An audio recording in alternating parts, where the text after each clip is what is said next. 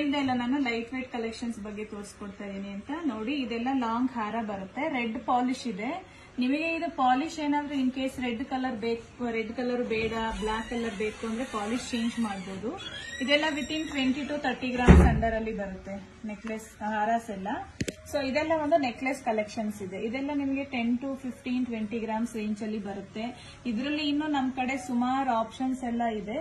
So ಬನ್ನಿ. ಒಂದು elephant with ಸ್ವಾನ್ work ಇದೆ. ಇದ್ರದ್ದು ಸ್ವಾನ್ ವರ್ಕ್ ನೋಡಿ ತುಂಬಾ ಎಲಿಗೆಂಟ್ ಆಗಿ ಇಂಟ್ರಿಕೇಟ್ ವರ್ಕ್ ಇದೆ. ಸೊ ಇದು ನಿಮಗೆ ನ್ಯಾಚುರಲ್ ಪರ್ಲ್ಸ್ ಬರುತ್ತೆ. ಸೊ ಇದು ಡಬಲ್ ಲೈನ್ ಸ್ವಾನ್ ಬರುತ್ತೆ. ಇದು ಇರೋದಕ್ಕೆ ನಿಮಗೆ 100-120 ಗ್ರಾಮ್ಸ್ ಲುಕ್ ಇದೆ. ಬಟ್ ಇದು ಇರೋದು ಓನ್ಲಿ 70 ಗ್ರಾಮ್ಸ್ ಇದೆ. ಸೊ ಇದು ನೋಡಿ ಎಲಿಫೆಂಟ್ ಇದೆ, ಎಷ್ಟು ಯೂನಿಕ್ ಆಗಿ ಇಂಟ್ರಿಕೇಟ್ ವರ್ಕ್ ಇದೆ ಮೇಡಮ್. ಇದರಲ್ಲಿ ಸುಮಾರು ನಮಗೆ ಆಪ್ಷನ್ಸ್ ಕಲೆಕ್ಷನ್ಸ್ ಇದೆ. ನೆಕ್ಸ್ಟ್ ಈ ಬೀಡ್ಸ್ ಕಲೆಕ್ಷನ್ಸ್ ಬರೋಣ. ಇದು ಇರೋದು ಓನ್ಲಿ ಗೋಲ್ಡ್ ವೇಟ್ 17 ಗ್ರಾಮ್ಸ್ ಇದೆ.